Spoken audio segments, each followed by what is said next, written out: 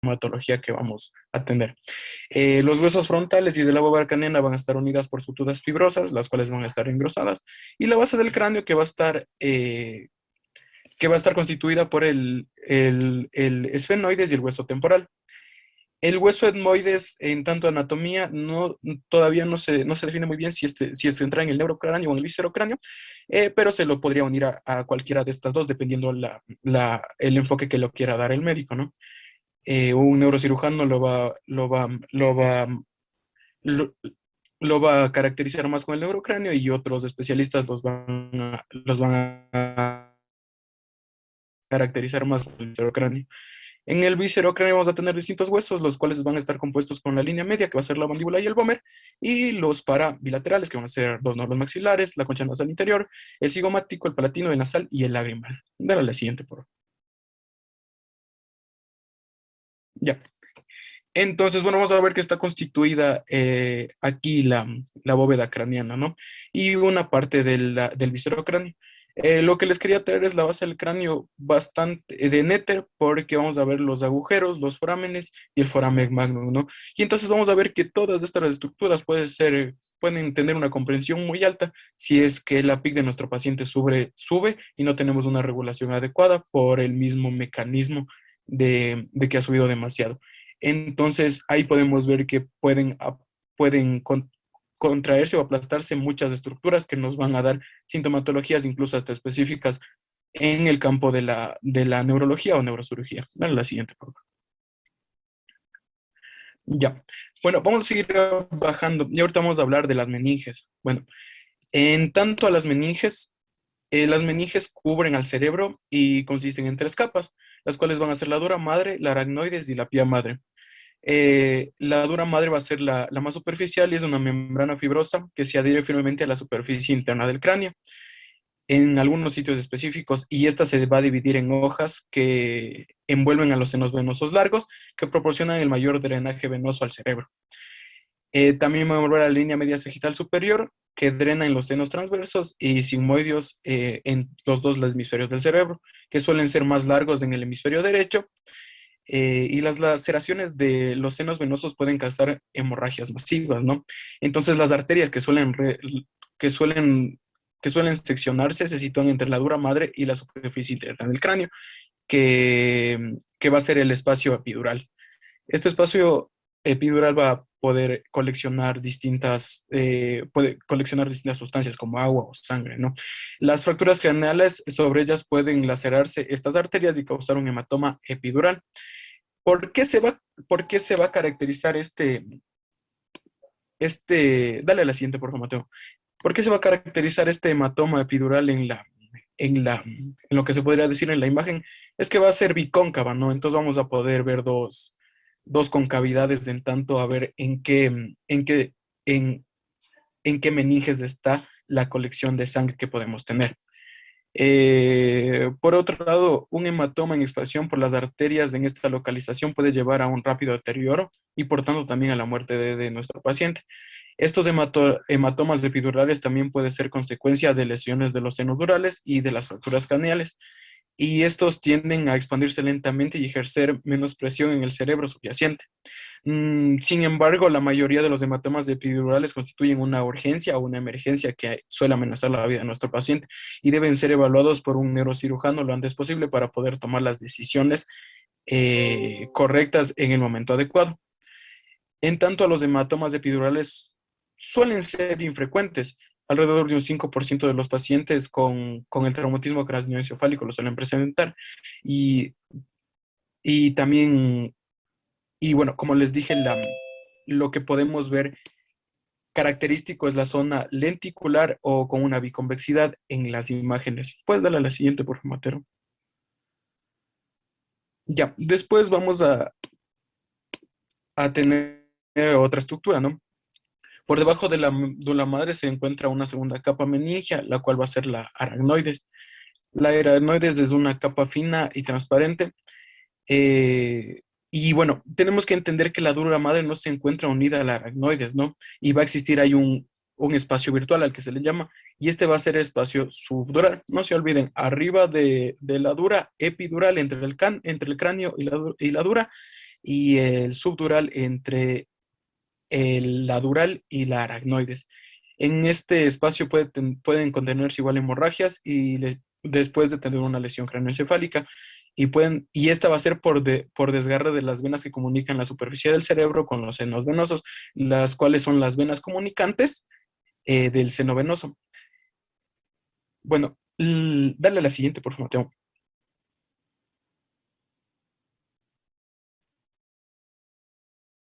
Ya. Entonces aquí tenemos como el drenaje, ¿no es cierto? Y vamos a ver que en este momento en la imagen lo más esa biconcavidad o esa forma lenticular en la imagen y y no se ve, no, sino que sigue como la línea cerebral y no se ve las convexidades que podemos ver en la epidural. Por favor, dale a la siguiente, Mateo. Ya, y por último vamos a tener a la pía madre. Esta se va a hallar adherida a la superficie del cerebro y por tanto el líquido cefalorraquídeo va a llenar el espacio entre la capa hermética del aracnoides y de la pía madre, el cual va a ser el espacio subaracnoideo. Sirve y bueno, el líquido cefalorraquídeo o este espacio va a ser esencialmente un amortiguador, ¿no? Cuando nosotros tenemos en un espacio cerrado un líquido y una masa dentro de él, la única forma que tenemos en tanto en la anatomía es amortiguarlo a través de un líquido, en la cual va a ser la función de líquido cefalorraquídeo. Sirve como amortiguador del cerebro y también de la médula espinal. La hemorragia hasta este espacio lleno de líquido se va a llamar hemorragia subaracnoidea y está frecuentemente acompañada de una contusión cerebral y de un daño intracerebral. Eh, puede estar, puede ser causada por la lesión de vasos sanguíneos mayores en la base del cráneo. Estos hematomas subdurales es importante porque van a ser los más comunes cerca y en pacientes con traumatismo cráneoencefálico severo. Ya, por favor, dale a la siguiente, Mateo.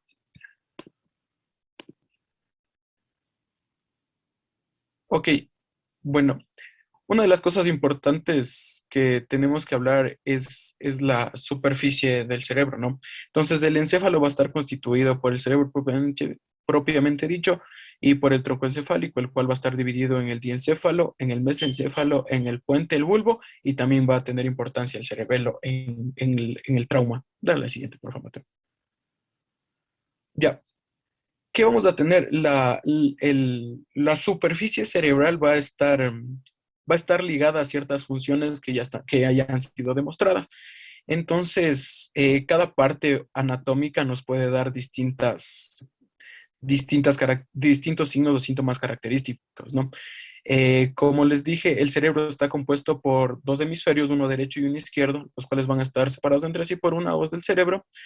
El hemisferio izquierdo contiene alrededor de los centros del lenguaje en aproximadamente las personas diestras y en un 85% de las personas zurdas. Entonces vamos a tener distintas áreas. La cisura central es bastante importante en la anatomía cerebral, ya que puede comprender un limitante entre distintas áreas funcionales, como pueden ser comprensiones del lenguaje u otras cosas, y en las áreas motoras. Por favor, Mateo, dale a la siguiente. Ya, entonces, ¿qué tenemos que entender? Regrésale, por favor. Que el área sensitiva va a estar compuesta o va a tener las sensaciones que provienen del cuerpo. El área primaria transmite la información y el área secundaria interpreta las señales sensitivas. Dale a la siguiente, por favor. No, regrésale. El lóbulo temporal va a ser el área auditiva, la cual es del procesamiento de la información auditiva, y el área motora se va a dividir en distintas áreas, ¿no? Primero el área suplementaria, la cual va a estar compuesta de la planificación y coordinación de los movimientos, que va a ser más anterior, la corteza premotora, que va a guiar los movimientos, y la corteza motora, el cual va a ser el control y la ejecución de dichos movimientos. Déjale ahí. Después vamos a hablar del lóbulo parietal, que es el área de asociación. Este va a integrar la información visual, auditiva y somatosensorial con el fin de guiar el comportamiento de la persona. Esta va a ser esencial en funciones cognitivas claves para la educación, como la atención, el procesamiento numérico y la memoria en el trabajo. El lóbulo temporal medio va a ser el área de la memoria y va a ser un almacenamiento temporal. El área prefrontal va a tener numerosas conexiones y va a estar en tanto la planificación central de la conducta, pensamientos, emociones y comportamiento. Esta va a ser importante porque va a ser el freno o la distinción de la anatomía cerebral humana con la anatomía cerebral de algunos mamíferos parecidos al humano, ya que frena los impulsos propios de nuestra naturaleza. Una parte bastante, ahora sí pasa a la siguiente, una parte bastante importante de la anatomía cerebral humana va a ser el sistema límbico y el área prefrontal. En este caso está situado en el polo anterior del lóbulo temporal y en la porción ventral del lóbulo frontal y en la circunvolución profundidad de la cisura longitudinal por la cara medial de cada hemisferio cerebral, o a la que se le conoce como el área preóptica. Se ocupa sobre todo el comportamiento, las emociones y la motivación del sistema límbico, que abarca una compleja serie de estructuras neuronales en las regiones basales medias del encéfalo. Este sistema límbico va a ser importante en las decisiones pequeñas de nuestro cerebro. Estudios en los cuales pacientes han sido seccionados en el área preóptica, quitándole la conexión límbica con la prefrontal, se ha visto que la toma de decisiones en tanto a emociones y en tanto a la bibliografía de nuestro paciente no se pueden dar. Cuando tenemos lesiones en este punto, pacientes que tienen que tomar decisiones muy sencillas como elegir entre un color de vestimenta entre rojo y azul no lo van a poder hacer, ya que la carga emocional y la bibliografía es importante para esta conexión. Dale a la siguiente, por favor. Ya. Y en tanto al sistema ventricular. El sistema ventricular va a ser un sistema de acueductos y de drenaje, ¿no? Yo lo entendí así, en el cual se va a encontrar el líquido cefalorraquídeo. Este líquido cefalorraquídeo va a circular por todo el sistema ventricular y vamos a tener distintos ventrículos, los ventrículos laterales, los agujeros interventriculares, los tercios ventriculares, los acueductos cerebrales del cuarto ventrículo y el canal cerebral. Vamos a tener en microanatomía otras entradas como microvellosidades y distintas cosas que tal vez no son menester nombrarlas en este momento en tanto fisiología. Nos va a servir como amortiguador para el cerebro, en tanto la cavidad craneana no, cuando existan desaceleraciones muy grandes o traumatismos grandes, no tengamos, mm, no tengamos un daño tan importante, ¿no? Entonces, la forma que el cerebro ha buscado en hacer. Cuando nosotros tenemos mucho líquido cefalorraquídeo y además tenemos sangre, en esta mezcla, la incapacidad del cerebro va a ser la reabsorción de este líquido cefalorraquídeo y por tanto va a subir las presiones craneales y esta es la importancia en ATLS de esto. Vamos a tener otras instancias fisiológicas, no fisiológicas, pero que están constituidas por bioquímica en otras patologías que no son el trauma. Dale a la siguiente. Como ya, entonces aquí podemos ver las imágenes de los ventrículos en tanto a los pacientes. De izquierda a derecha vamos a ver la altura y de arriba para abajo en el X de la Y vamos a ver el cambio que se ven durante la edad, ¿no? Dale la siguiente, por favor.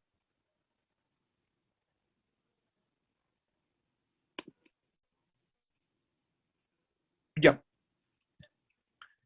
Eh, bueno, los compartimientos, de tanto los compartimientos intracraneales, puede regresarle una, dos, una. Regrésale donde estaba todito el cerebrito, por otra más. Ya.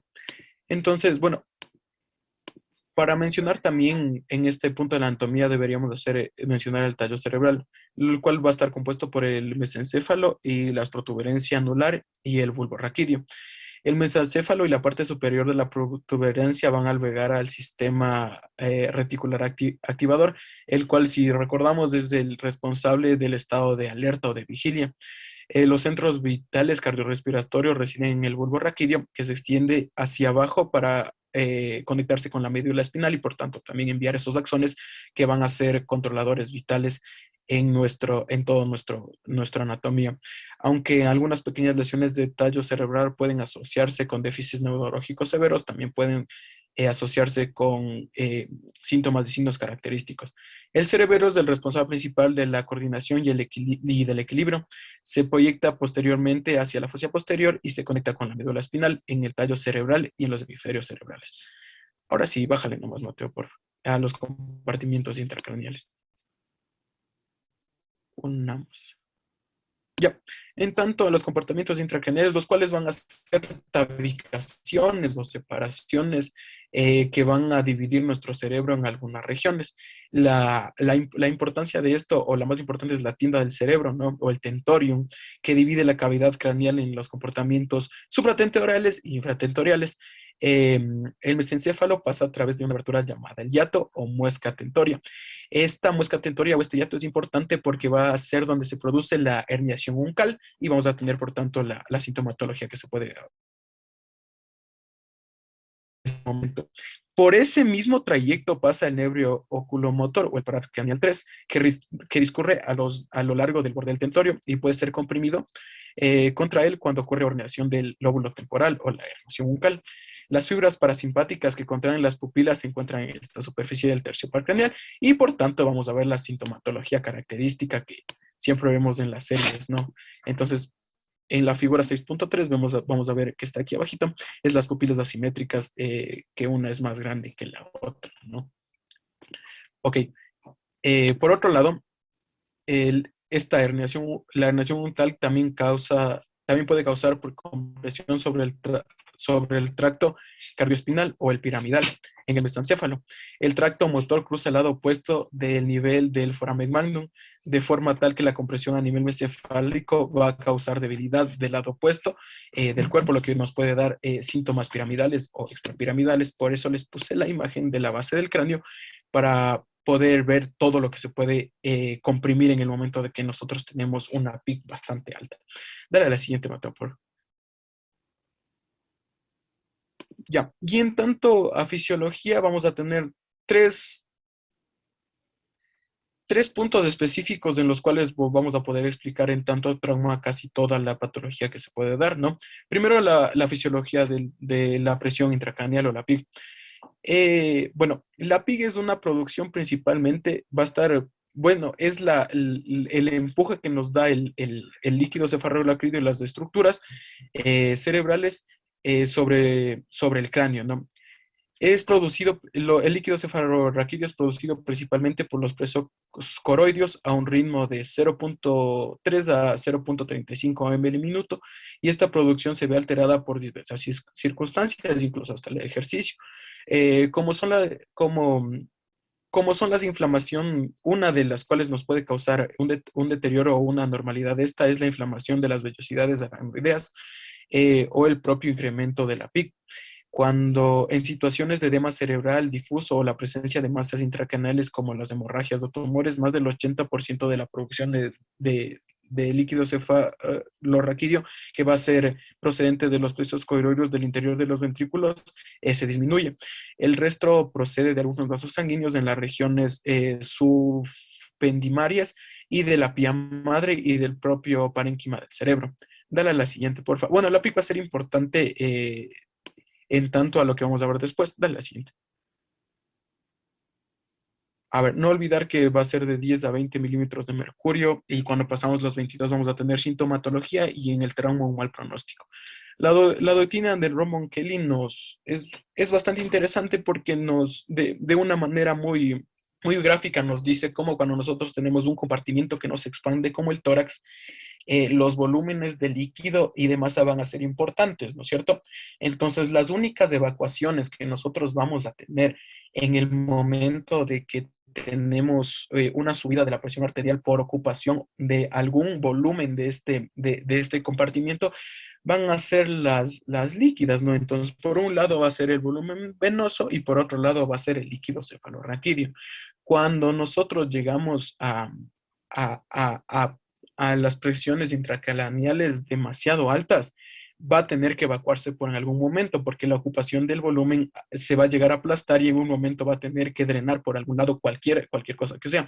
En momentos puede ser líquidos, como les digo, volúmenes venosos o líquidos cefalorraquídeo, y en otros momentos más graves, cuando la PIG es incontrolable por la autorregulación cerebral, va a haber herniaciones cerebrales. Entonces, el estado normal de la PIG es cuando tenemos un volumen cerebral arterial, el cerebro, que es la masa, y el líquido cefalorraquídeo. Cuando nosotros no tenemos ninguna subida de esto, no vamos a tener que escapar la presión por ningún lado. El estadio compensatorio del cerebro es que va a reducir los líquidos, en tanto la producción de líquido cefalorraquídeo y disminuir los flujos sanguíneos para disminuir el volumen venoso y mantener la PIC correcta, ¿no? Sin embargo, cuando la ocupación en nuestra masa aumenta a niveles que nuestro propio cerebro ya no se puede autorregular, tenemos que escaparla por algún momento, ¿no? Puede y suele ser igual en el volumen venoso y en el líquido cefalorraquídeo. Cuando esta ocupación es mucha, como lo vemos en la parte morada de nuestro grafiquito, tiene que la parte de masa cerebral escapar por algún lado, ¿no? Y se produce por formato.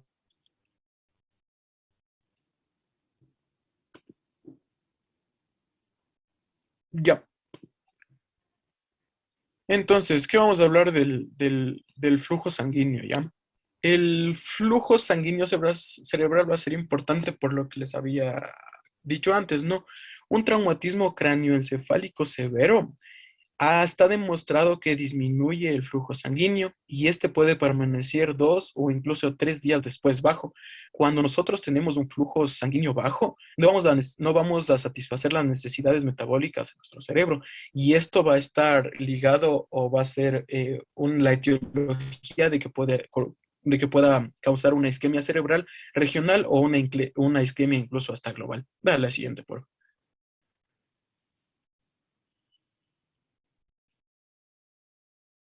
Dale a la siguiente, por favor. Eso. Entonces, ahora sí vamos a hablar de la presión arterial media, ¿no? Para hacer el control del flujo sanguíneo. Y por ende también vamos a tener que hablar de la presión de perfusión cerebral. La presión de perfusión cerebral va a ser la presión arterial media menos la presión intracraneal. Entonces, como tenemos dos diferencias, porque hay una autorregulación cerebral de la perfusión, vamos a tener que sacar una diferencia entre las dos. Cuando tenemos este valor que va a ser la diferencia entre la presión arterial media y la presión intracraneal, vamos a ver qué puede hacer nuestro cerebro para regularlo, ¿no? Entonces, ¿qué puede hacer nuestro cerebro en tanto volumen? Puede dilatar o contraer arterias, ¿no? eh, ¿qué, qué suele hacer nuestro cerebro, ¿no? Para poder mantener el flujo sanguíneo correcto y que nuestro cerebro funcione de una mejor manera. Primero puede dilatar. Puede contar. ¿Cuándo dilata? Cuando nosotros tenemos una PAN demasiado alta. Cuando nosotros tenemos una PAN demasiado alta, nos vamos a tener que disminuir el calibre de nuestras arterias, ¿cierto? Perdón, cuando tenemos una PAM demasiado alta, tenemos que dilatar nuestras arterias para poder tener una presión correcta a nivel cerebral. ¿Y qué nos puede causar esto cuando sobrepasa los niveles normales, cuando sobrepasa los niveles de autorregulación? Es que nos puede causar edema. Y se hace un círculo vicioso en que el edema nos va a causar una alzada de la PIC y va a intentar dilatar más y dilatar más y dilatar más hasta que tenemos un edema cerebral y un daño. ¿Por qué les he puesto la fórmula de la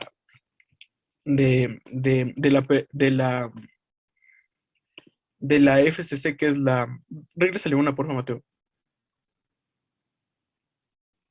Flujo sanguíneo cerebral. Regrésale. Eso del Flujo flujo, sanguíneo perdón. cerebral. ¿Por qué les puse, sí, disculpe, por qué les puse la fórmula de flujo sanguíneo cerebral, la cual es muy difícil medir en la parte práctica? Ahora sí, adelante, Leona, nomás. Porque vamos a ver que en tanto aritmética va a ser bastante fácil ver los métodos compensatorios que va a hacer nuestro cerebro, ¿no? Si nosotros queremos aumentar el flujo sanguíneo cerebral, las tanto son las presiones, ¿no? Pero en el momento que nosotros aumentamos las presiones, también podemos dilatar arterias y la resistencia vascular periférica, en tanto lo que queramos hacer, va a contraer o dilatar. Cuando nosotros tenemos presiones de perfusión cerebral demasiado bajas, en tanto para poder tener un flujo cerebral correcto, un flujo sanguíneo cerebral correcto, vamos a tener que contraer ahora, ¿no?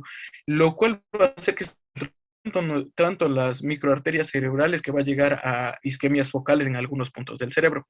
Les puse el gráfico del Guyton de la representación de esquemática de la autorregulación del flujo cerebral, porque vemos que tiene una autorregulación hasta los 50 milímetros de mercurio.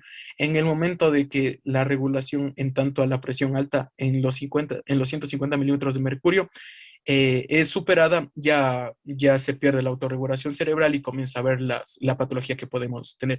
Y abajo de los 50. En algunas bibliografías nos menciona que tener la presión abajo de los 70 puede ser un mal pronóstico en tanto en el contexto de un trauma, ¿no? Y en los niños bajo de 60 milímetros de mercurio. Dale a la siguiente, por favor.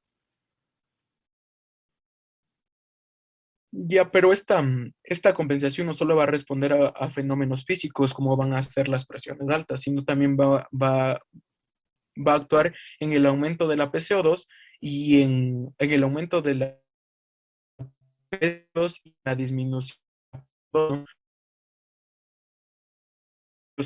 se han demostrado que suelen ser un mal pronóstico después del trauma.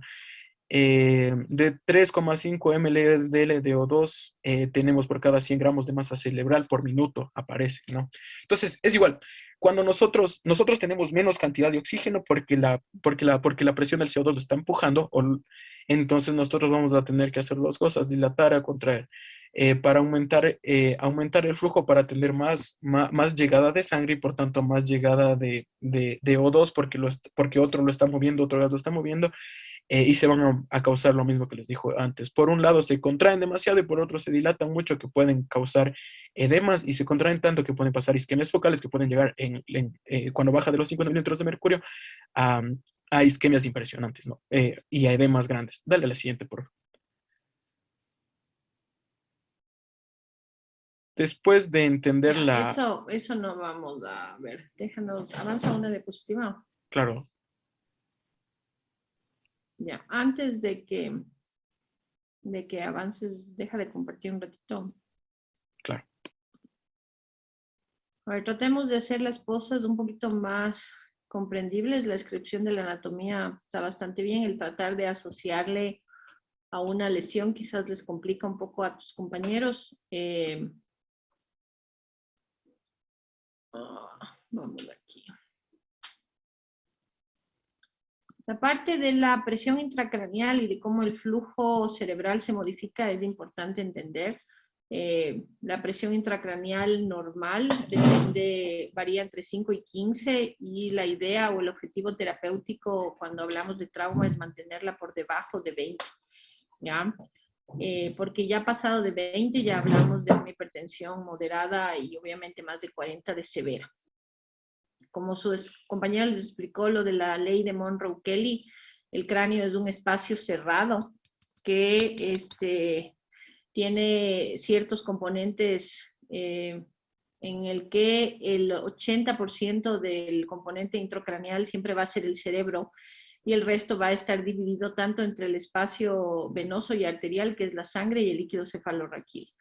Cuando ustedes tienen una lesión ocupativa de espacio o cuando ustedes tienen edema del parénquima cerebral, lo que ustedes van a hacer es, dentro del espacio cerrado, aumentar la presión intracraneal, ¿ya? Y eso es parte de los objetivos de manejo. Si el paciente tiene un hematoma o una lesión ocupativa de espacio, lo que van a hacer es evacuar el hematoma. Y si en cambio el paciente lo que tiene es edema cerebral, lo que hay que hacer es utilizar medidas terapéuticas que lo que hagan es deshinchar a las neuronas, ¿no es cierto? En términos generales, el aumento de la presión intracraneal va a implicar una disminución de la perfusión cerebral y por lo tanto al paciente un mal pronóstico. ¿Ya? La ley de Monroe-Kelly ya les he explicado. Es importante entender que la presión de perfusión del cerebro va a depender tanto de la presión arterial media como de la presión intracraneal. Entonces, una parte de la terapéutica va a estar enfocada en mantener la presión intracraneal normal. Es importante entender que el cerebro, como les mostraba en su compañero en la gráfica de la fisiología, tiene un mecanismo intrínseco de autorregulación que va a permitir que sus presiones arteriales varíen entre 50 y 150 milímetros de mercurio y no causen ninguna alteración a nivel del flujo cerebral. Sin embargo, se ha visto que los pacientes que tienen trauma craneoencefálico severo pueden tener este mecanismo de protección alterado y eso les hace más propensos a sufrir isquemia, es decir, ya no toleran estas variaciones de la presión arterial media. La presión arterial media obviamente va a estar determinada sobre todo por la presión arterial sistólica y ya vamos a ver los rangos de edad, pero en términos generales la presión arterial sistólica de cualquier paciente con trauma craneoencefálico debería mantenerse por arriba de los 100 milímetros de mercurio y para que un paciente mantenga una presión arterial normal, habitualmente esto tiene que ver con que la volemia se mantenga normal. La otra cosa que hay que considerar aparte de la presión intracraneal es el efecto que tienen, como decía su compañero, ciertos compuestos sobre los capilares cerebrales, sobre todo el CO2. El CO2, antes se pensaba que al paciente debía hiperventilarse para bajar la cantidad de CO2, pero ahora se ha visto que el CO2 se debe mantener normal entre 35 y 45 milímetros de mercurio porque el CO2 tiene un efecto directo sobre los vasos cerebrales. Si es que el CO2 está elevado, es decir, el paciente está hipoventilado, lo que va a producir es vasodilatación y la vasodilatación, si bien favorece el flujo cerebral, va a estar en contra de la presión intracraneal, porque si se vasodilatan los vasos, la presión intracraneal va a aumentar. Y en cambio, hiperventilar al paciente y mantenerle con la PCO2 baja va a producir vasoconstricción cerebral y disminución del flujo y mayor riesgo de isquemia, que en un paciente con una hipertensión intracraneal podría normalizar la presión intracraneal. Pero en términos generales, ustedes como médicos generales van a recordar que el CO2 es importante en el trauma craneoencefálico y que lo que tienen que hacerlo es mantenerlo normal. ¿Ok? Su compañero les va a hablar de lo que es la lesión cerebral. Es importante entender que la lesión cerebral pasa por un mecanismo primario contra lo que ustedes nada tienen poder de evitar, ¿no es cierto?, excepto en las medidas de prevención, pero es el daño que el cerebro recibió por el impacto, por el mecanismo de lesión. Y ese daño cerebral se da a nivel celular, a nivel axonal y a nivel vascular. Y ese daño cerebral primario que el paciente sufrió el rato que tuvo el trauma puede ser focal o puede ser difuso. Contra lo que ustedes sí tienen efecto en su manejo es contra la lesión cerebral secundaria, que habitualmente es una cascada de eventos metabólicos, moleculares e inflamatorios que pueden estar a nivel intracraneal o que pueden estar a nivel extracraneal. Contra los intracraneales va a haber hematomas, ¿no es cierto? Ya dijimos identificar con tomografía, evacuar, va a haber edema, sí, va a haber aumento de la presión intracraneal o va a haber disminución del flujo de perfusión cerebral. Contra esto sí podemos y tenemos maneras de identificarlos y de manejarlos, y contra las partes extracraneales que más influyen en la lesión cerebral secundaria están las dos que ya hemos mencionado anteriormente, que son la hipoxia y la hipovolemia. ¿Ya? Aquí hay algunas cosas que modifican el pronóstico de los pacientes. Fíjense en las extracraneales, está la presión arterial, está la oxemia, está la temperatura, está el sodio, está la glucosa, ¿ya? Ok, vuelva a compartir su diapositiva, doctor.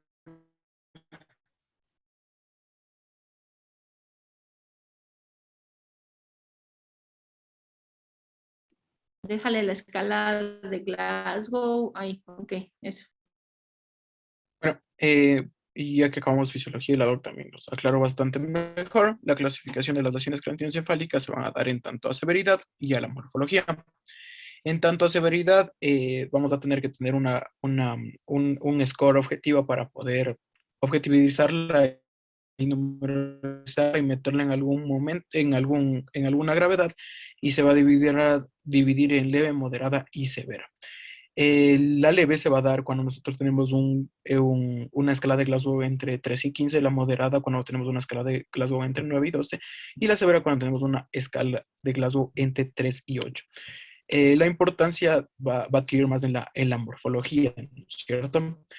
Cuando nosotros hacemos la clasificación morfológica, vamos a tener en primer lugar las fracturas de cráneo. Las fracturas de cráneo pueden ocurrir en la bóveda craneana o en la base del cráneo. Estas pueden ser lineales o estrelladas, así como abiertas o cerradas. Las fracturas de la base del cráneo suelen requerir estudios de imagen con técnicas de ventosa ósea para una identificación.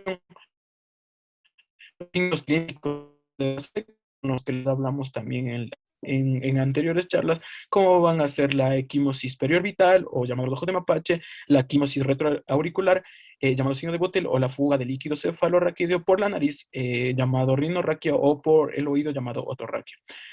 También podemos poner otras cosas fisiológicas como la función de los pares craneales, entre ellos va a ser el plan craneal 7 y el 8, parálisis de nervio facial o parálisis o la pérdida de la audición.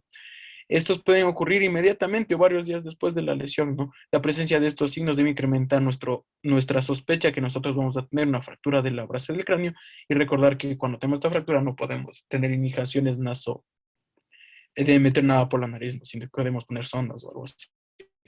Algunas de estas fracturas suelen atravesar los canales carotidios y pueden lesionar arterias carótidas grandes, y por tanto después tener algún tipo de hematoma en tanto al cerebro. Las lesiones intracraneales se clasifican como difusas o focales, aunque estas coexisten frecuentemente o nunca se da solo una sola. Las lesiones craneoencefálicas difusas, estas lesiones varían desde contusiones leves, en las que el TAC suele verse normal, no se ve nada, hasta lesiones hipóxicas, isquémicas, con una contusión del paciente tiene una alteración neurológica no focal, que a menudo incluye pérdida de la conciencia, y por tanto vamos a tener una escala de Glasgow bastante baja, ¿no? Frecuentemente las lesiones difusas severas suelen ser consecuencia de una afección hipóxica, una isquemia cerebral debido a un shock prolongado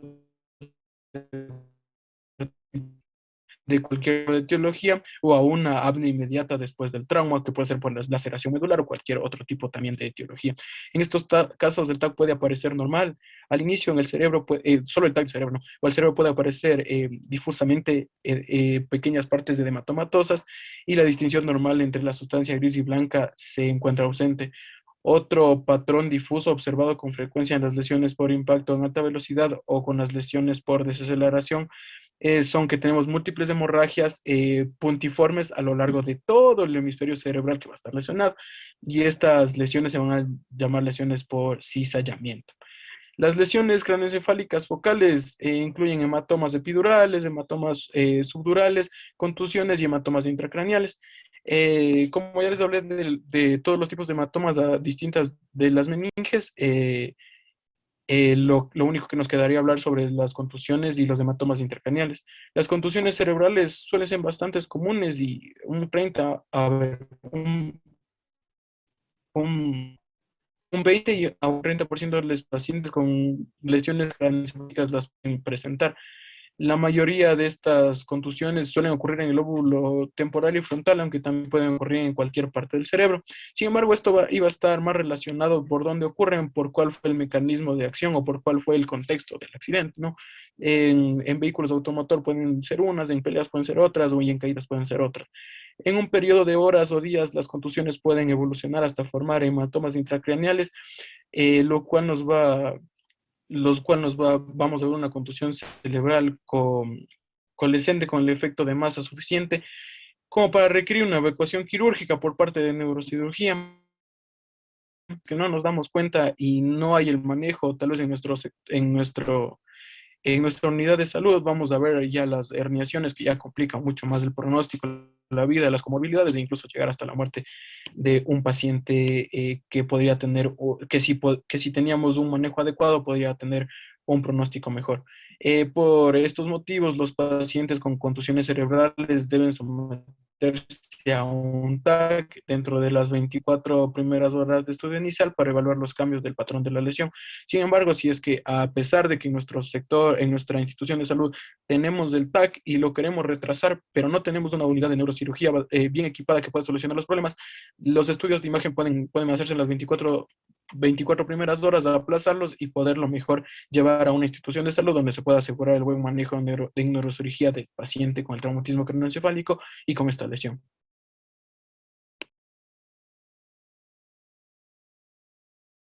Vea, la escala de Glasgow, déjales para tus compañeros de revisión primaria, avanza una.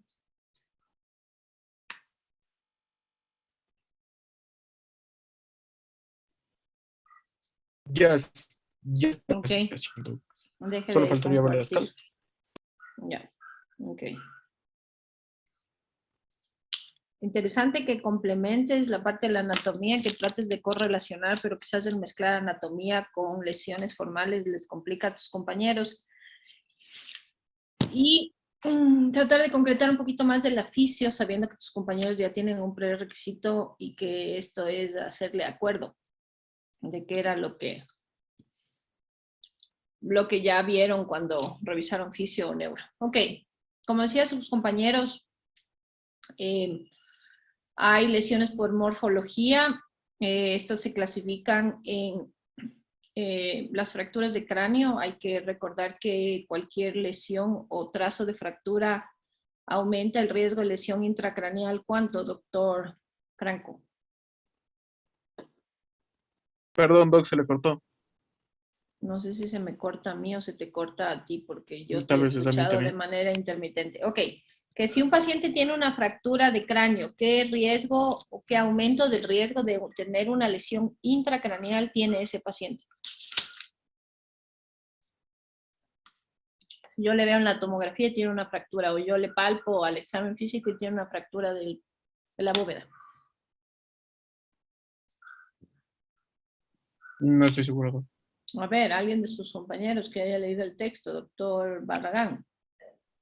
Más de 400 veces más. 400 veces más, ¿ya? Entonces, el hecho de tener una fractura, incluso lineal, aumenta en 400 veces la posibilidad de tener una lesión intracraneal, ¿ya?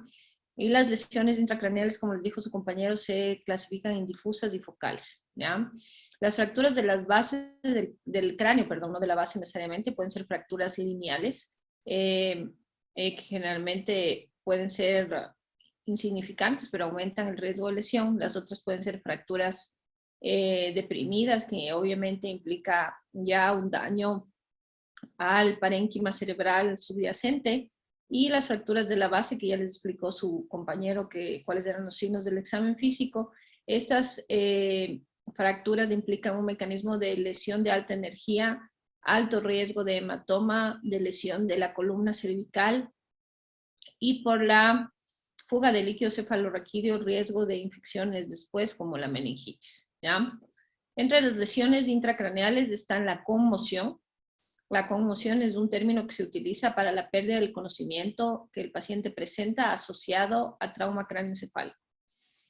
Se debe diferenciar conmoción de concusión. En la concusión ya hay una lesión cerebral difusa con una desregulación eléctrica neuronal. La lesión axonal difusa, que generalmente es una lesión por cizallamiento, y las lesiones por isquemia o hipoxia, que suelen ser lesiones que aparecen en las tomografías y que son secundarias a un mal manejo. Dentro de las lesiones focales, las más comunes son el hematoma epidural, el subdural, el subaracnoideo, la contusión y el hematoma intracerebral. En el hematoma epidural, que algo ya les mencionó su compañero, depende de la literatura, me parece que la TLS habla del 0.5%, algunos otros textos van entre el 2.7 al 4%, son generalmente pacientes jóvenes. El mecanismo de lesión más común son los accidentes de vehículo motor, pero también se pueden producir por caídas de altura, por deportes de contacto, por violencia. Y los hematomas epidurales habitualmente se asocian a una lesión en la región temporal o temporoparietal para que se lesione la arteria meningia media. La otra opción, como su compañero ya les había mencionado, es la opción de una lesión venosa. El paciente habitualmente tiene un periodo de pérdida de la conciencia que se sigue de un episodio de lucidez y después evolucionan al coma. Entre el 22 y el 56% de estas lesiones se complican. La mortalidad está alrededor del 10%. Y lo importante, el hematoma epidural, ya dijimos que cualquier lesión ocupante de espacio dentro del cráneo va a producir una elevación de la presión intracraneal. Como ustedes ven en la tomografía, hay un desplazamiento de la línea media y hay una compresión de los ventrículos. Ya es detectar cuando estos hematomas son quirúrgicos y un criterio quirúrgico es que haya más del 30 ml y la otra es que produzcan anisocoria y la anisocoria se ha visto que tiene que ver con el pronóstico también. Estos pacientes habitualmente se manejan con monitoreo de la presión intracraneal y la única manera directa de monitorizar la presión intracraneal es mediante un sensor que se pone dentro del cráneo, un sensor de PIC, ¿ya?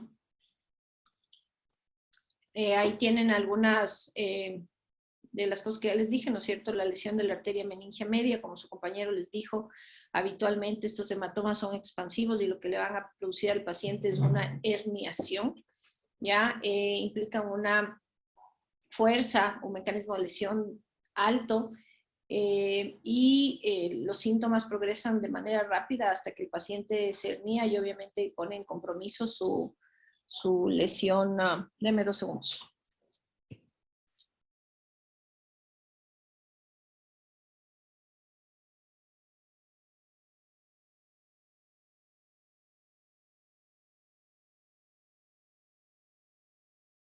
Ok, entonces revisen, a pesar de que su compañera ya nos va a hablar, o su compañero ya nos va a hablar con respecto a revisión primaria y secundaria. Obviamente uno de los signos de lesión cerebral es la anisocoria, ¿no es cierto? La dilatación pupilar. Revisen si esa dilatación pupilar es ipsilateral o contralateral, ¿ya? En el caso de la lesión por hematoma epidural.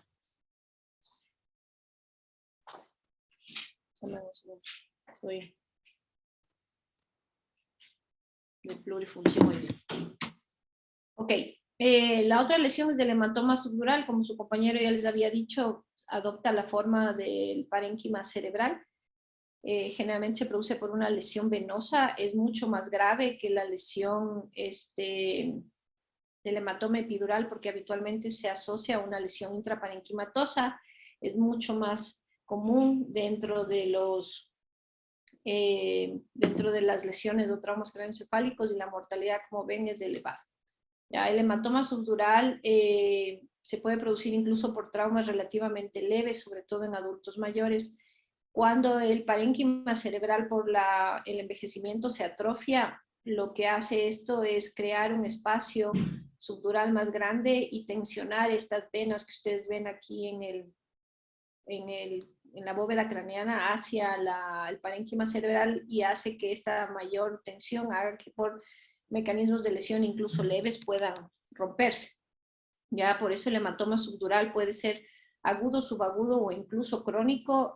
Los pacientes generalmente ni siquiera se acuerdan que tuvieron una lesión porque fue un golpe pequeño, sobre todo en adultos mayores. Y obviamente ese es un criterio de valoración neuroquirúrgica. La otra es la contusión cerebral, perdón, que como ya dijimos, se refería a una lesión intraparenquimatosa que produce efecto de masa y sobre todo estas contusiones cerebrales pueden evolucionar a una hematoma intraparenquimatoso. Por eso es importante cuando se sospecha de una contusión cerebral el hacerle al paciente una tomografía inicial y una tomografía de control dentro de 24 horas por esta posibilidad de progresar. Ok, hasta ahí. Un poco la parte inicial. Vamos a pedirle al doctor Estrada que por favor nos comparta las diapositivas de revisión primaria y revisión secundaria.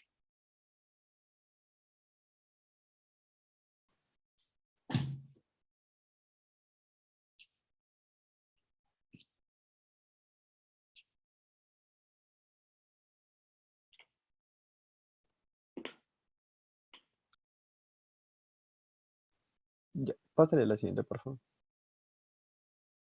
En cuanto a la revisión primaria y la reanimación, lo que tenemos que tomar en cuenta es que la presencia de hipoxia conjuntamente con hipotensión va a estar asociada con un aumento del riesgo relativo de mortalidad en un aproximado de 75%.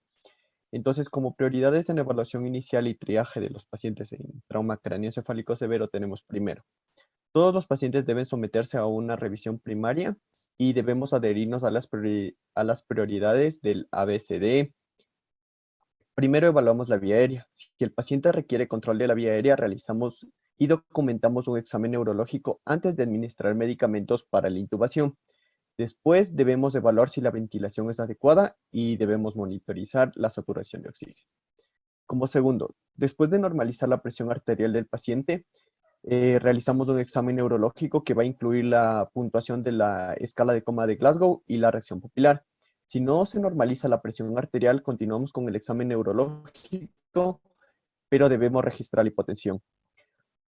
Como tercero, tenemos que si la presión arterial sistólica no puede elevarse a más de 100 milímetros de mercurio, la primera prioridad de nosotros es establecer la causa de la hipotensión. En este caso, la evaluación neuroquirúrgica pasa a segundo plano. En este paso 3, debemos enfatizar que el paciente debe tener un FAS o un lavado peritoneal diagnóstico en el departamento de urgencias. Hay que tomar en cuenta que el paciente puede requerir un traslado directamente al quirófano para la laparotomía. Debemos obtener la TAC de cráneo después de la laparotomía y también si hay evidencia clínica de una masa intracraneal, las trepanaciones diagnósticas o las craniotomías deben ser realizadas en el quirófano al mismo tiempo que la laparotomía. Como cuarto punto tenemos que si la presión arterial sistólica es más de 100 milímetros de mercurio, después de la reanimación y existe evidencia clínica de una posible masa intracraneal, por ejemplo, la anisocoria o asimetría en el examen motor, la primera prioridad es obtener un ATAC, ya que el FAS o el lavado peritoneal diagnóstico pueden llevarse a cabo en urgencias o en el área de tomografía o en el quirófano. Como quinto punto tenemos en los casos equívocos cuando la presión arterial sistólica se corrige temporalmente, pero después tiende a caer lentamente, hacemos todo lo posible por obtener la TAC de cráneo antes de llevar al paciente al quirófano, para ya sea hacerle una laparotomía o una toracotomía. Pásale a la siguiente, por favor. En cuanto a la vía aérea y ventilación, tenemos que el paro cardiorrespiratorio y la hipoxia transitoria son comunes en el paciente con una lesión cráneoencefálica y pueden causar daño cerebral secundario. Siempre en estos casos, la bibliografía recomendaba una intubación endotraqueal temprana en pacientes en coma. Debemos ajustar los parámetros de ventilación para mantener una presión de CO2 aproximadamente en 35 milímetros de mercurio y una saturación de oxígeno superior a 98%. Esto ya les voy a explicar más adelante. En cuanto a la circulación, tenemos que habitualmente la hipotensión no se va a deber a la lesión cráneoencefálica en sí, excepto en los estadios terminales cuando hay una falla del bulbo raquídeo o va a existir una lesión concomitante de la médula espinal. Debemos recordar que la hemorragia intracraneal no me puede causar un shock hemorrágico. También la bibliografía afirmaba que no se puede confiar en el examen neurológico de un paciente hipotenso. Lo que el libro, y pueden ver en la imagen en esa tabla, lo que el libro recomendaba en cuanto a circulación es mantener una presión arterial sistólica mayor a 100 milímetros de mercurio en pacientes de 50 a 69 años o una presión mayor a 110 milímetros de mercurio en pacientes de 15 a 49 años o en mayores a 70 años, ya que esto recomendaba porque esto me va a reducir la mortalidad y me mejora el resultado final. Ya. En cuanto, pásale a la siguiente. En cuanto al examen neurológico, tenemos que este examen va a estar determinado por tres cosas: la puntuación de la escala de coma de Glasgow, la respuesta pupilar a la luz y el déficit neurológico focal del paciente. Cuando un paciente demuestre respuestas variables a la estimulación, hay que tomar en cuenta que la mejor respuesta motora es un mejor indicador pronóstico y más preciso que la peor respuesta motora. El test de ojos de muñeca, es decir, el reflejo oculocefálico, la prueba calórica con agua helada, es decir, el reflejo oculovestibular, y la prueba de respuesta corneal son diferidos y esto le debemos dejar al neurocirujano.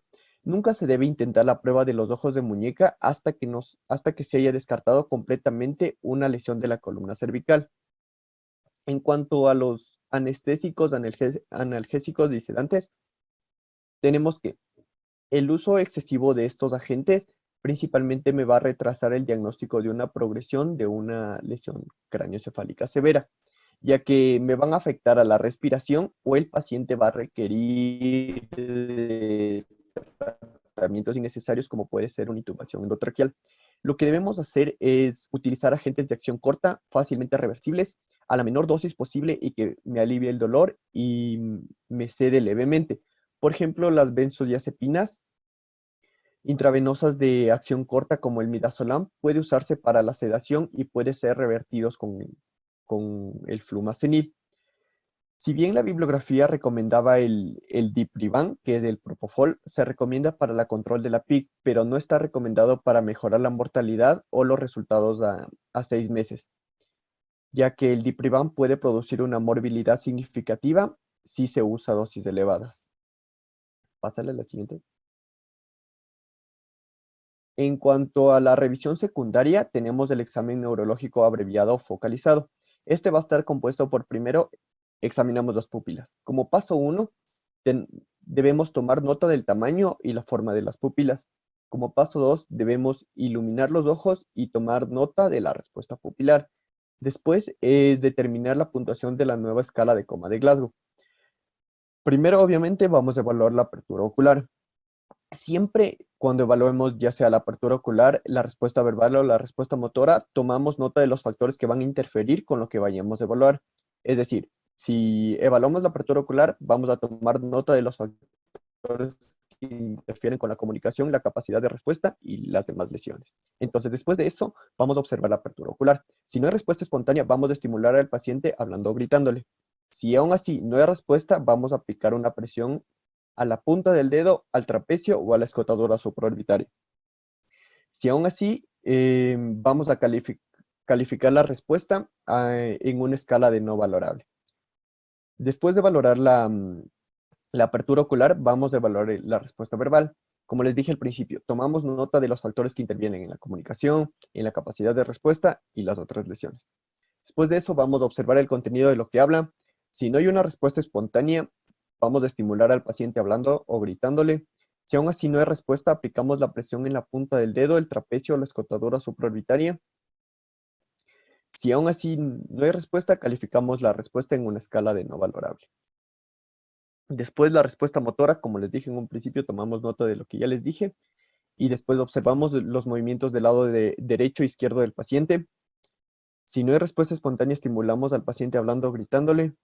Si aún así no hay respuesta, aplicamos la presión en la punta del dedo, el trapecio, la escotadura supraorbitaria, pero ojo, que esto hacemos si no está contraindicado por alguna lesión que tenga el paciente. Y si aún así no hay respuesta, calificamos la respuesta en una escala de no valorable. Después sumamos todos los puntos y calculamos la puntuación de la escala de coma de Glasgow. Después evaluamos para cualquier evidencia de signos de lateralización y primero tenemos que evaluar los movimientos de las extremidades superiores, determinamos las fuerzas de las extremidades superiores y no nos debemos olvidar de comparar siempre los dos lados. Evaluamos los movimientos de las extremidades inferiores, determinamos la fuerza de las extremidades inferiores y igualmente las comparamos. Pásale a la siguiente, por favor. En cuanto a los Regresa un poquito a la parte del ABC. Uno más.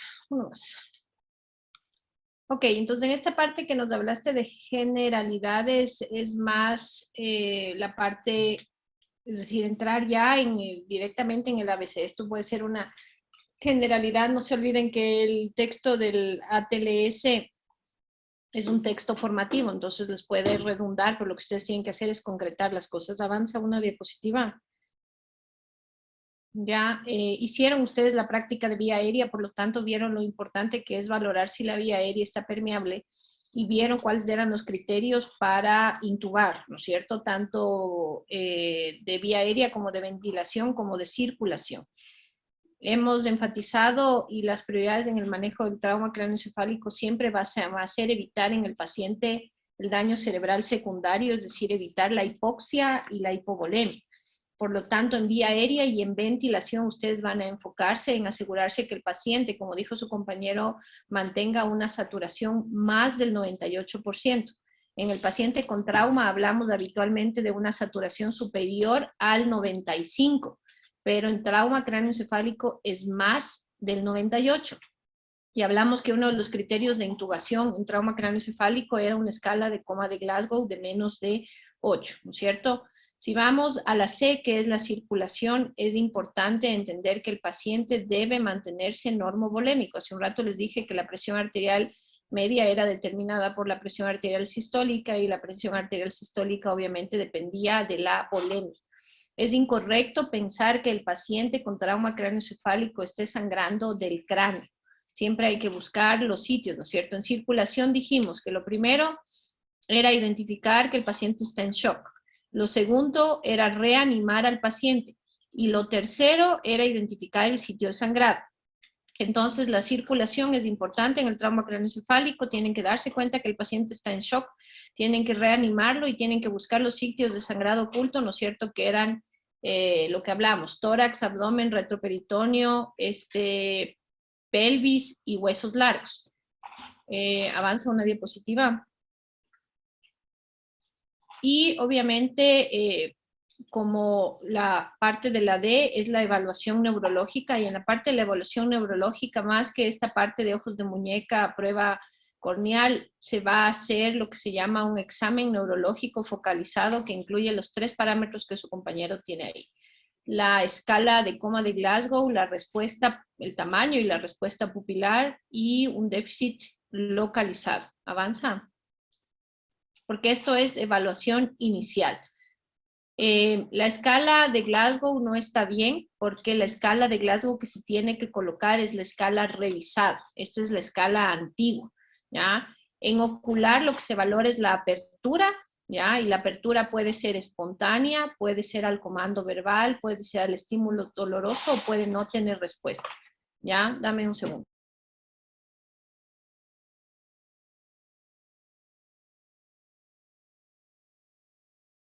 Entonces, la parte verbal es donde cambia. Deja de compartir un ratón.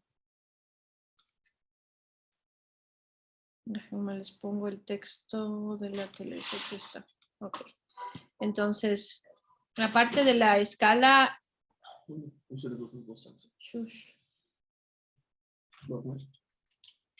Ahí está. ¿Ya? Entonces, la parte verbal varía, ya no son palabras inapropiadas, sino es orientado, confundido, palabras, sonidos o ninguno.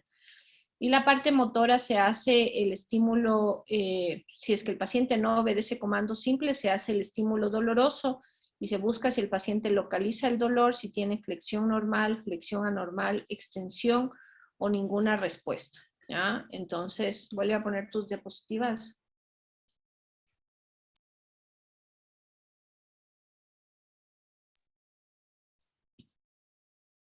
¿Ya? Avanza.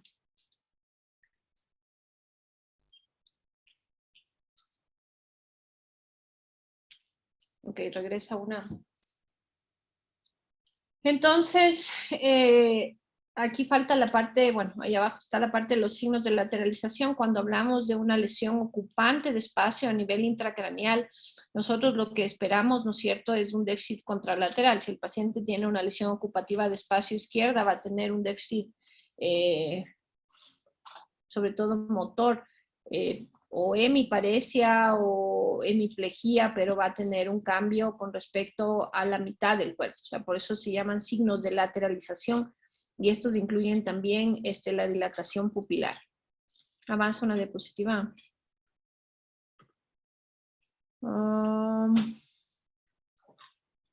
Ok, continúa. Ya, en cuanto a los procedimientos diagnósticos que vamos a tener en el trauma craneoencefálico, tenemos que en los pacientes con una lesión craneoencefálica, ya sea moderada o severa, se debe obtener una tomografía de cráneo tan pronto como sea posible, solo después de la normalización hemodinámica. La TAC debe repetirse cada vez que existe un cambio en el estado clínico del paciente y de manera rutinaria dentro de las 24 horas de la lesión en un paciente con contusiones intraparenquimatosas subfrontales o temporales, paciente anticoagulado, paciente mayor de 65 años y en pacientes con una hemorragia intracraneal con un volumen mayor a 10 milímetros. Los hallazgos cruciales que vamos a tener en la TAC son sangre intracraneal, contusiones, desviación de estructuras de la línea media, que es el efecto de masa, la obliteración de las cisternas basales, y lo que la bibliografía nos decía que una desviación de 5 milímetros va a indicar la necesidad de cirugía para evacuar el coágulo sanguíneo o la contusión que va a causar la desviación. Pásale a la siguiente, por favor. En cuanto al tratamiento médico de las lesiones craneoencefálicas, tenemos que el objetivo principal de esto o de los protocolos de cuidados intensivos va a ser la prevención del daño secundario en un cerebro ya lesionado. El principio básico del tratamiento de un trauma craneoencefálico es que se puede restaurar la función normal si el tejido nervioso lesionado se le dan las condiciones óptimas con las cuales puede recuperarse. Primero vamos a tener los líquidos intravenosos. Hay que controlar muy bien esto porque la hipovolemia en los pacientes con trauma craneoencefálico es muy peligrosa. Nosotros debemos evitar dos cosas: la sobrecarga hídrica y el uso de soluciones hipotónicas. Las soluciones glucosadas me pueden causar hiperglucemia y esto me va a dañar más el cerebro lesionado. La bibliografía recomendaba el lactato de Ringer o la solución salina isotónica para la reanimación. También no debemos olvidar que debemos monitorizar cuidadosamente los niveles de sodio séricos en pacientes con lesiones craneoencefálicas, ya que la hiponatremia se va a asociar a un edema cerebral y esto debe prevenirse. En cuanto a la corrección de la anticoagulación, hay que tener cuidado en la evaluación y manejo de los pacientes con trauma craneoencefálico que estén tomando anticoagulantes o una terapia antiagregante plaquetaria. Lo que primero debemos hacer es obtener el índice internacional normalizado o el INR. Después debemos realizar una TAG en los pacientes. Lo que se recomienda es una normalización rápida de la anticoagulación en los pacientes que estén anticoagulados o antiagregados. Como debemos recordar, el INR normal es de 1. En cuanto a la hiperventilación, tenemos que en la mayoría de los pacientes se prefiere la normocapnia, ya que la hiperventilación va a actuar reduciendo la PCO2 y me va a causar una vasoconstricción cerebral. También la hiperventilación agresiva y prolongada me puede causar una isquemia cerebral. En un cerebro ya lesionado me puede provocar una vasoconstricción cerebral severa y por lo tanto una reducción total de la perfusión cerebral. Hay que tomar en cuenta que el riesgo es mayor si se permite una caída de la presión de CO2 a menos de 30 milímetros de mercurio, es decir, 4.0 kilopascales. En cuanto a la hipercapnia, tenemos que una presión de CO2 mayor a 45 milímetros de mercurio me va a producir una vasodilatación que me va a incrementar la presión intracraneal y esto no es bueno, por lo tanto, esto debe ser evitado. La bibliografía no recomendaba la hiperventilación profiláctica con una PCO2 de menos de 25 milímetros de mercurio. Debemos usar la hiperventilación únicamente con moderación y por periodos lo más breves posible, y es preferible mantener una PCO2 en unos 35 milímetros de mercurio. El límite inferior que recomendaba en el rango de normalidad es de 35 a 45 milímetros de mercurio. Puede requerirse cortos periodos de hiperventilación, es decir, de 25 a 30 milímetros de mercurio, para manejar el deterioro neurológico agudo mientras se inician otros tratamientos. El objetivo de esta hiperventilación va a ser disminuir la presión intracraneal en un paciente con un hematoma intracraneal en expansión hasta que se pueda realizar una craneotomía de emergencia. Pásale a la siguiente, por favor. En cuanto al manitol, tenemos que este se va a usar para reducir la PIC, la presión intracraneal elevada, y la preparación más común es una solución al 20%, es decir, 20 gramos de manitol en 100 ml de solución. No se debe administrar el manitol en pacientes hipotensos, ya que no me va a reducir la presión intracraneal en los pacientes hipovolémicos. Y hay que recordar que el manitol también es un diurético osmótico potente y esto me puede empeorar la hipotensión y la isquemia cerebral. También hay que tomar mucho en cuenta que el deterioro neurológico agudo cuando el paciente muestra signos específicos como puede ser una dilatación pupilar, la presencia de hemiparesia o la pérdida de la conciencia, Esto es una indicación fuerte para la administración de manitol en un paciente normovolémico. En este caso, se debe administrar al paciente rápidamente, es decir, en un periodo de 5 minutos, un bolo de manitol, 1 gramo por kilogramo, y después lo debemos trasladar inmediatamente para realizarle una tomografía o directamente al quirófano, si ya se identificó antes una lesión quirúrgica. La dosis de manitol que se puede usar es de 0,25 a 1 gramo por kilogramo para controlar la presión intracraneal elevada. Debe evitarse sobre todo la hipotensión arterial, es decir, una presión arterial sistólica de menos de 90 milímetros de mercurio. Pásale a la siguiente, por favor.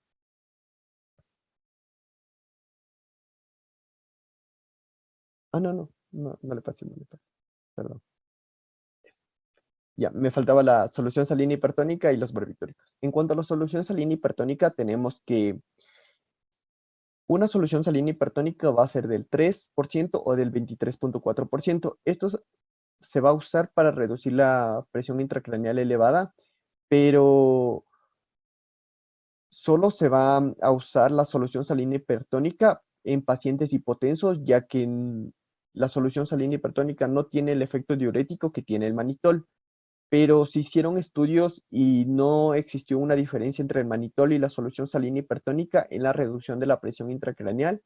Y hay que recordar que la solución salina hipertónica no me va a reducir adecuadamente la presión intracraneal en los pacientes hipovolémicos. En cuanto a los barbitúricos, estos van a ser efectivos en la reducción de la presión intracraneal refractaria a otras medidas, pero no deberían utilizarse en los casos de hipotensión o de hipovolemia.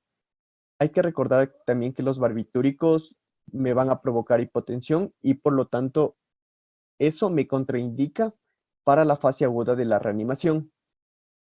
Y también hay que enfatizar que los barbitúricos no están recomendados para inducir la tasa de supresión medida por el electroencefalograma. Ahora sí, pase a la siguiente. Los anticonvulsivantes. En epidemiología, la epilepsia postraumática va a ocurrir en aproximadamente el 5% de los pacientes hospitalizados con trauma craneoencefálico cerrado y en el 15% de los pacientes con lesiones severas. Los 3 factores que vamos a ligar a una alta incidencia de epilepsia tardía son, primero, las convulsiones que ocurren en la primera semana, el hematoma intracraneal y la fractura deprimida de cráneo. Actualmente vamos a usar la fenitoína y la fosfofenitoína en la fase aguda del trauma craneoencefálico. Para adultos vamos a tener una dosis de carga y una dosis de mantenimiento. La dosis habitual de carga es de 1 gramo de fenitoína intravenosa a no más de 50 miligramos por minuto, mientras que la dosis de mantenimiento es de 100 miligramos cada 8 horas, ajustando la dosis hasta obtener unos niveles séricos terapéuticos.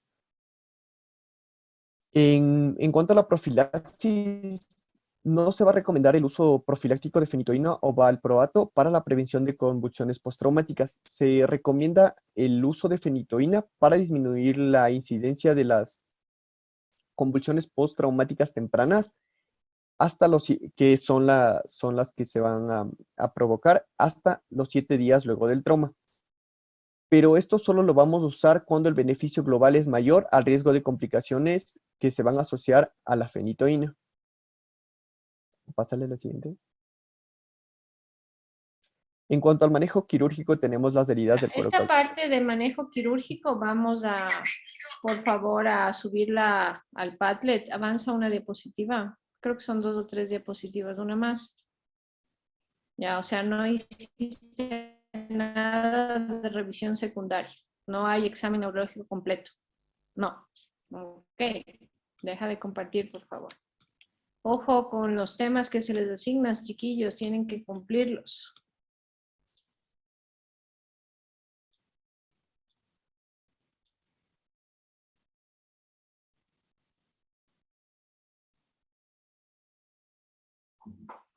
Ok. Como mencionó su compañero, la evaluación primaria se enfoca obviamente en inicialmente la parte de la A, la B y la C que ya vimos y explicamos lo de evitar el daño cerebral secundario, sobre todo evitar la hipoxia y la hipovolemia, ¿no es cierto? Inicialmente ya dijimos la escala es una escala, un examen neurológico focalizado, pero cuando ya pasamos a la evaluación secundaria, ya se debe hacer no una historia completa, pero la recabación de algunos datos. Para eso se usa el AMPLE, ¿no es cierto? Alergias, medicamentos, historia médica pasada, las últimas libaciones y los eventos que tienen relación con el trauma.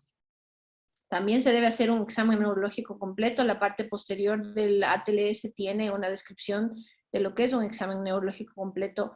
Y en la parte de la evaluación secundaria es cuando se determina si el paciente amerita o no una tomografía de cráneo. Entonces aquí está un poco la evaluación neurológica detallada, obviamente en pupilas, no solo el tamaño, la forma, sino también la reactividad a la luz. En la evaluación secundaria se debe volver a evaluar la escala de coma de Glasgow. Se deben evaluar los pares craneales. El texto les menciona una mnemotécnica de hacerle al paciente que abre y cierre los ojos, que mueva los ojos hacia un lado, hacia arriba, hacia abajo, que sonría, que saque la lengua y que recoja los hombros, como una mnemotécnica resumida de cómo evaluar todos los pares craneales, ¿no es cierto? Obviamente el olfativo no está ahí. La parte de la evaluación o examen neurológico completo incluye también hacer la parte distal de sensibilidad, el tacto superficial y la sensibilidad al dolor. Ustedes ya saben la distribución de los dermatomas y lo volveremos a revisar la próxima semana en trauma de columna. Y la parte de la movilidad, que también es importante evaluar los miotomas y cada uno de los niveles medulares. ¿Ya? Los miotomas se valoran en base a una escala de fuerza que se llama la escala de Daniels, ¿no es cierto? Y en trauma, si se deben o no hacer la evaluación de los reflejos es cuestionado, qué tanta utilidad podría tener la presencia de reflejos a nivel de la parte de trauma craneoencefálico. Ya vamos a ver en columna que hay ciertos reflejos que sí se evalúan. Ya, entre los auxiliares de la revisión secundaria está la tomografía de cráneo, que ya dijimos que esta debe realizarse en menos de 6 horas, que es lo ideal. Y ya vamos a ir viendo en cada uno de los tipos de trauma craneoencefálico qué buscar. Esto es como se lee, que ya está a cargo de la persona que hace trauma craneoencefálico leve, que es Arauz. Por favor.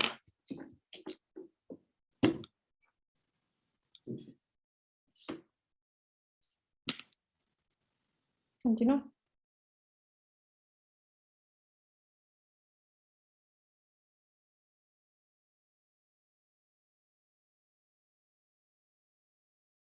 Yo no te escucho, no sé si tus compañeros escuchan algo. ¿Sí me escucha? Doc, ¿sí me escucha? Ahí sí, pero tiene un audio terrible. ¿Me escucha de pronto bien? Escucharte sí te oímos, pero tienes un montón de interferencia. Es raro, porque no tengo muy al lado ni nada. Ahí.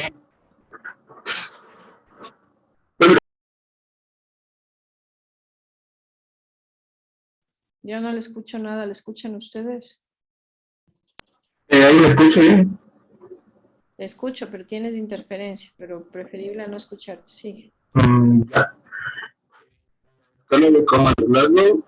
Esta ya está definida con una puntuación por su animación del 3 a 15. Por lo general iba a estar precedida por una confusión cerebral previa, que esto va a ser una pérdida transitoria de la función neurológica por un traumatismo craneoencefálico.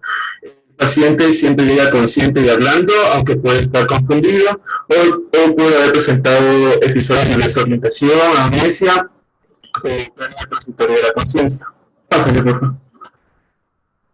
Ya. En cuanto al mecanismo por el cual se puede producir un traumatismo craneoencefálico, vamos a tener dos: un mecanismo estático y un mecanismo dinámico. El estático es cuando un objeto se aproxima al cráneo con energía cinética determinada hasta que colisiona con este. Obviamente el cráneo no está en movimiento. Por lo general iba a provocar lo que eran las lesiones focales. La energía cinética con la que el objeto iba a colisionar con el cráneo iba a depender básicamente de la masa y la velocidad del objeto con el que se golpea. Entonces la masa y la velocidad obviamente iban a influir en lo que es la gravedad de las lesiones.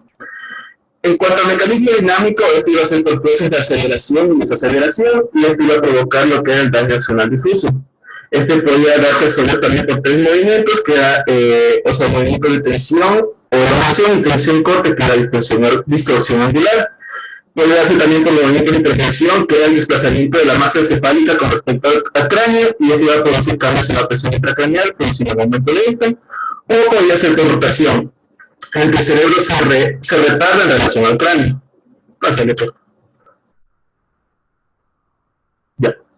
En cuanto al daño axonal difuso, este va a ser una lesión a nivel microscópico en regiones del cerebro. Por lo general, las partes más afectadas del cerebro va a ser el lóbulo frontal y temporal, así también como el cuerpo calloso. Y va a poderse apreciar mucho mejor en resonancia magnética, y como ya había mencionado anteriormente, se da por el mecanismo de aceleración y desaceleración, donde se produce lo que es la tensión y cizallamiento de las líneas axonales. Entonces podría ser por aceleración y desaceleración lineal, es decir, movimiento del cráneo de anterior hacia posterior o viceversa. Podría darse por rotacional, cuando la cabeza se mueve hacia los lados, y dar el ejemplo puede ser una explosión, o puede ser también al momento de recibir un puñetazo. O puede ser por desaceleración del impacto, es decir, cuando el cerebro cae hacia una superficie de forma brusca, como por ejemplo una caída. Bien. En cuanto al manejo de nuestro paciente, obviamente nuestro paciente con un traumatismo craneoencefálico leve va a llegar a un paciente despierto que puede estar o no orientado. No hay que olvidar que primero se dice lo que es el ABCDE y luego vamos a ver lo que es la historia clínica. No debemos olvidar lo que es el AMPLIA, que ya hemos revisado en clases anteriores, que es alergias, medicamentos, patologías previas, libaciones y ambientes relacionados al hecho. También es una parte muy importante indagar si nuestro paciente toma anticoagulantes de manera frecuente, porque obviamente vamos a tener riesgo de sangrado. Bueno, obviamente como toda parte de clínica va a ir lo que son los datos de filiación, el nombre, el edad, raza, ocupación, entre otros datos. Hay que indagar muy bien sobre el mecanismo de lesión, la hora en que se produjo la lesión, si hubo una pérdida de conciencia post lesión y la duración que tuvo la pérdida de conciencia. Luego de la pérdida de conciencia, ¿cuál fue el nivel posterior de conciencia que tuvo nuestro paciente? Es decir, que si estaba humillado, somnoliento, si tuvo amnesia anterógrada o retrógrada, si que no se acuerda nada de lo que va sucediendo, y retrógrada que no recuerda lo que pasó, es decir, hace 30 minutos o más. A ver si nuestro paciente tiene signos de alarma, como por ejemplo el dolor de cabeza, entonces aquí deberíamos verificar la intensidad, si es leve, moderado o es un dolor de cabeza severo. Si nuestro paciente presentó vómito después del traumatismo y la cantidad de veces que presentó vómito. Luego de indagar todo esto en historia clínica, obviamente se va a ir hacia el examen físico, en donde lo que se va a hacer básicamente es escribir lo que son las lesiones sistémicas que podría presentar nuestro paciente con traumatismo craneoencefálico o ciertas lesiones en otras regiones del cuerpo. Luego se va a hacer el examen neurológico breve que explicó nuestro compañero, que obviamente era la escala de coma de Glasgow, la lateralidad y también las pupilas. Se debería pedir también lo que es la radiografía de colonia cervical para descartar que existe una lesión cervical, y luego el examen toxicológico para buscar si hay alcohol en sangre, o también el análisis toxicológico de orina para buscar alcohol o drogas. Pasa a ver, por favor. Luego de todo esto, vamos a ver si nuestro paciente, si tiene indicaciones para realizar un ataque, es un riesgo alto, moderado de intervención neurológica. Entonces, si hay un riesgo moderado, nuestro paciente podrá tener una pérdida de conciencia mayor a 5 minutos, amnesia antes del trauma, o mecanismo peligroso, como por ejemplo pacientes que han sido atropellados, que salió expulsado del vehículo, o si tuvo una caída mayor a los 90 centímetros, o también 5 escalones. Las indicaciones para TAC, así también como podría haber indicaciones de un riesgo alto que por ejemplo que la escala de coma de Glasgow sea menor a 15 y 32 horas después de la lesión.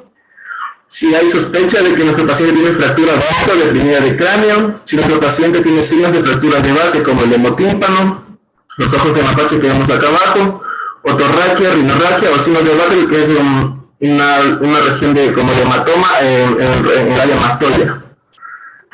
También si ha tenido episodios de vómitos o más.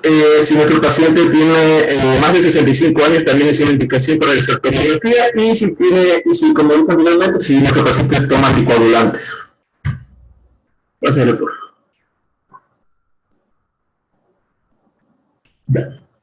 Entonces, luego de haber realizado en secuencia todo el manejo de nuestro paciente, vamos a decidir si lo admitimos, si ingresa hospitalizado o si se le da el alta. Entonces, debemos tomar en cuenta varios criterios. En caso de admisión hospitalaria, se le va a realizar, o sea, nuestro paciente va a ser ingresado cuando, por ejemplo, en la TAC muestra un estudio de imagen anormal, es decir, que tiene alguna lesión. Toda lesión craneal penetrante, si la escala de coma de Glasgow está deteriorada, si hay cefalea moderada o severa, si nuestro paciente llegó al hospital con intoxicación por alcohol o drogas, si hay fractura del cráneo, si hay fuga de líquido cefalorraquídeo, es decir, hemorragia o torraquio, o lesiones asociadas significativas, porque puede ser también paciente politraumatizado, o hay una afectación focal persistente. En caso de que nuestro paciente no tiene criterio para ingreso hospitalario, se le debería dar el alta cuando obviamente no cumple ningún criterio de admisión, y se le debe recomendar a nuestro paciente que regrese o que vuelva a la consulta si presenta signos de alarma, y obviamente después programar la consulta posterior. Entonces, a nuestro paciente y a la persona que va a estar al cuidado de nuestro paciente se le da una consulta con lo que son signos de alarma, y obviamente se le explica en el lenguaje que ellos puedan entender para que así puedan detectarlos. Por ejemplo, si nuestro paciente tiene somnolencia, si nuestro paciente tiene náuseas, vómitos, si nuestro paciente también convulsiona o tiene temblores, si persiste el dolor de cabeza, sea este ya moderado o severo, si hay debilidad o pérdida de sensibilidad, parestesias, si tiene confusión o comportamiento extraño, si tiene anisocoria, es decir, que una pupila es más grande que la otra, o si hay alteraciones ya sea en su pulso o en su patrón respiratorio.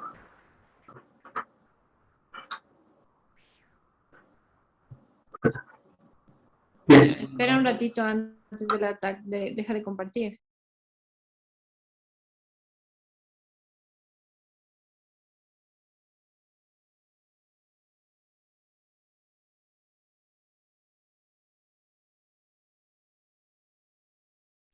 Ya, ok. Vamos a dejar un par de cosas claras con respecto al trauma craneoencefálico leve. Dame un segundo.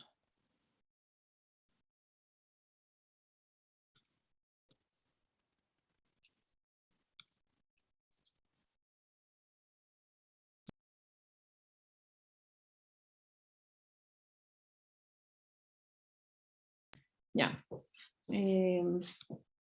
Ok. Con respecto al leve, dijimos 75% de los pacientes que tienen trauma craneoencefálico corresponde afortunadamente a un trauma leve. Lo importante es entender que solo de esos únicamente un 3% va a complicarse o va a deteriorarse. Es importante saber que no todos los pacientes con trauma craneoencefálico leve van a evolucionar a una... Deme 2 segundos.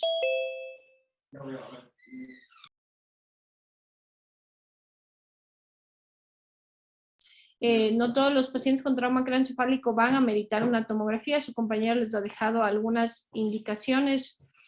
Todo paciente que pasa por una evaluación primaria después debe ir a una evaluación secundaria en la que se decide si el paciente amerita o no la TAC de cráneo. Y estos pacientes habitualmente son observados durante varias horas y se decide si tienen criterios de admisión o de alta. Ya, los criterios para realizar la TAC resumidos que están ahí, que su compañero algunos ya los mencionó: pérdida de la conciencia que haya sido evidenciada por alguien, ya, durante más de 5 minutos, amnesia retrógrada, desorientación, el hecho que el paciente esté intoxicado, la cefalea severa, las convulsiones o el mecanismo de lesión que ya les mencionó. Existen otros criterios adicionales de alto riesgo que se aplican para cualquier paciente, independientemente de la escala de Glasgow, que incluyen la edad, ¿no es cierto?, el uso de anticoagulantes, y la sospecha de fracturas o fractura abierta o deprimida y fractura de la base del cráneo. Con respecto a cuándo ingresar al paciente, si ustedes sospechan que el paciente amerita una tomografía y no la tienen disponible, es un criterio para ingresarlo si el trauma es un trauma leve o si la tomografía de cráneo muestra alguna alteración. Si el paciente tiene un trauma penetrante o una fractura de la bóveda craneana, si el paciente está intoxicado, si su nivel de conciencia no retorna al valor normal, si el paciente tiene algún déficit motor o sensitivo, si la pérdida de la conciencia fue prolongada, persiste con cefalea, tiene alguna otra lesión asociada o si el paciente no tiene quien lo cuide en casa, es un criterio de ingreso. ¿Ya? Con respecto al alta que nos acaba de decir su compañero, al paciente, más que al paciente, al familiar, se le entrega una hoja de indicaciones claras que el familiar debe seguir, ¿ya? Y de signos de alarma. La primera es que tiene que despertar al paciente cada 2 horas, y si el paciente se mantiene somnoliento o cada vez es más difícil de despertar, es un signo de alarma. La presencia de náusea o vómito, las convulsiones, la salida de líquido o sangre a través de la nariz o del oído, las cefaleas severas, la debilidad o pérdida de sensibilidad, la confusión o cualquier tipo de comportamiento extraño, la dilatación pupilar o cualquier tipo de déficit visual como los movimientos oculares, la visión doble, el hecho de que el paciente empiece a presentar alteraciones en un patrón respiratorio o en su pulso.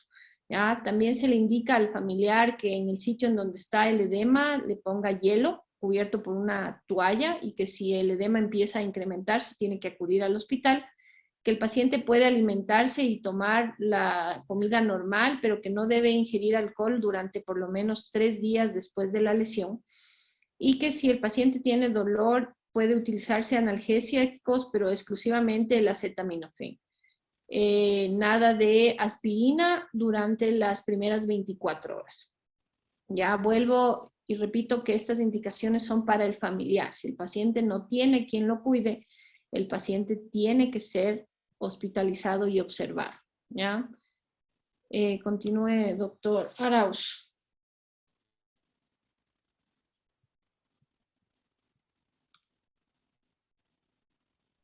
Da compartir de nuevo, por favor. Ya.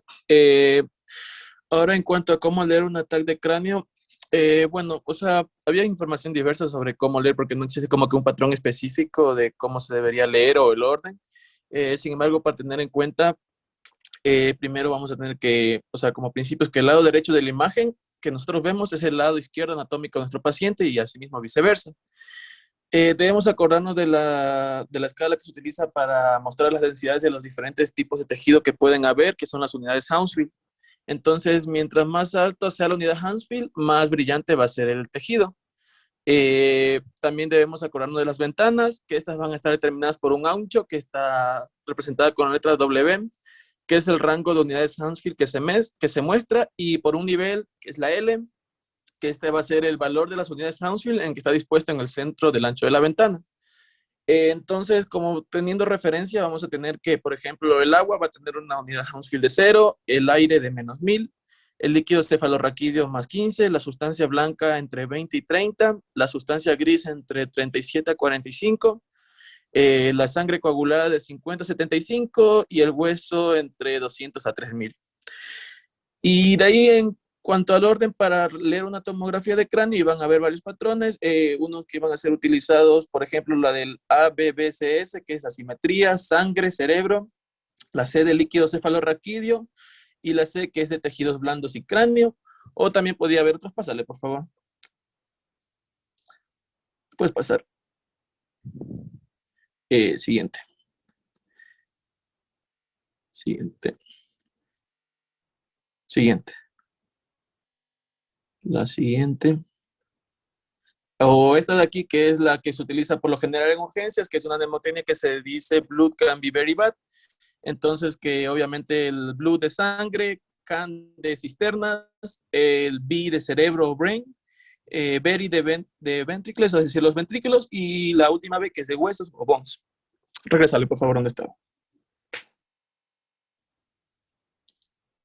Tomando en cuenta todos estos patrones, el anterior.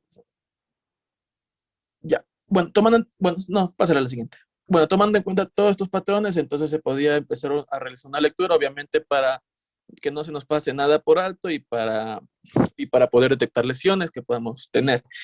Obviamente iban a haber ventanas diferentes de acuerdo a lo que queramos ayer. Por ejemplo, una ventana diferente, por ejemplo, para lo que es para buscar, o sea, lesiones en el tejido, en el cerebro, otra para hueso, otra para tejidos blandos y otras para buscar, por ejemplo, áreas de infarto.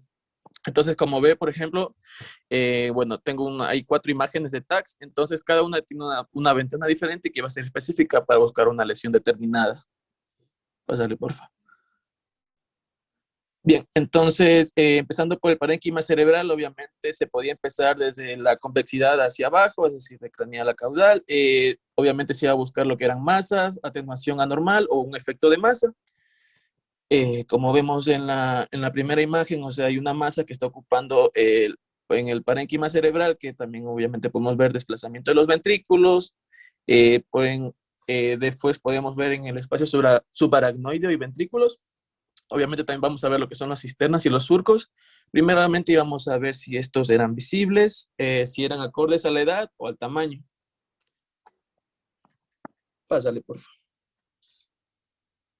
Ya.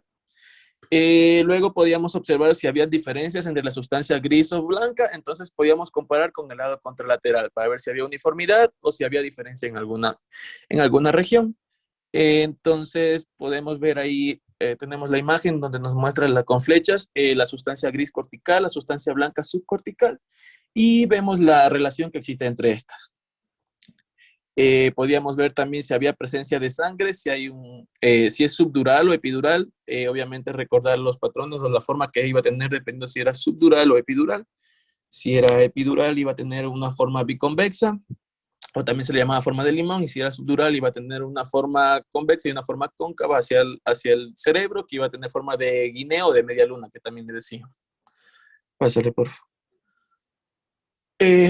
También se podía evaluar no solamente el parénquima cerebral, sino también tejidos blandos extracraneanos, como por ejemplo los globos oculares, senos paranasales y el paladar, que van a ser los principales. Obviamente, ver si no hay anormalidades dentro de estos tejidos. Y por último, las estructuras óseas o las fracturas que podían ser desplazadas o podían ser lineales. Bueno, aquí se puede ver claramente que hay una fractura en la región temporal. Pásale, por favor. Ya. Y la que iba a ser obviamente más usada en urgencias, y la mnemotecnia que decía Blood can be very bad, que primero iba a empezar con la búsqueda de sangre. Aquí vamos a ver todo lo que eran hemorragias, epidural, subdural, hemorragias subaracnoideas, hemorragias intraventriculares o intraparenquimatosas.